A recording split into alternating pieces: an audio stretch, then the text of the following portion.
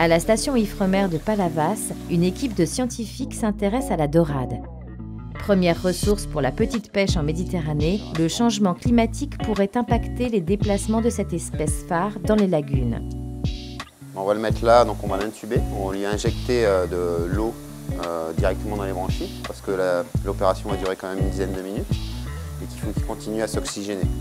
Donc du coup on prépare tout pour être le plus rapide possible pour minimiser le temps où le poisson est à l'extérieur. Après une anesthésie générale, le poisson va vivre une opération sans conséquence pour l'animal.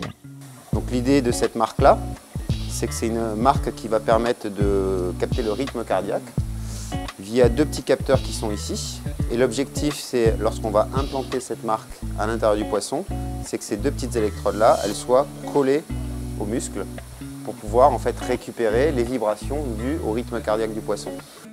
Une fois son énergie récupérée, le poisson est placé dans un tunnel de nage pour un véritable test d'effort.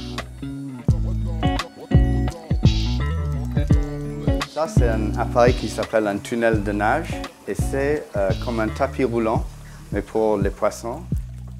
Et on peut faire tourner le moteur à vitesse différente et comme ça, le poisson il est obligé à nager à des vitesses différentes.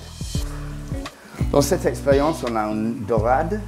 On tente de mieux comprendre la valeur de la coloration des dorades pour leur bien-être.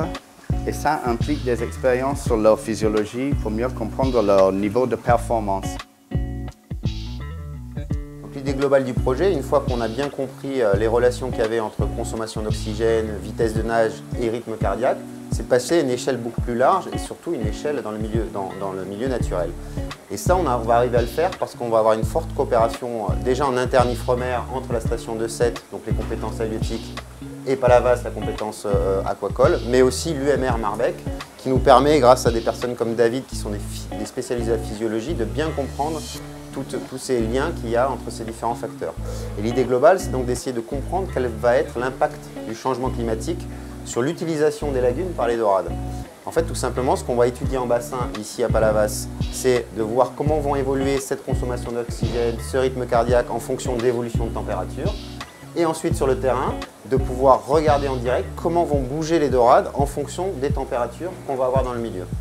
Qu'est-ce qui va se passer si on va avoir une augmentation moyenne des températures des lagunes? Et là, typiquement, est-ce que les dorades vont arrêter de fréquenter ces lagunes?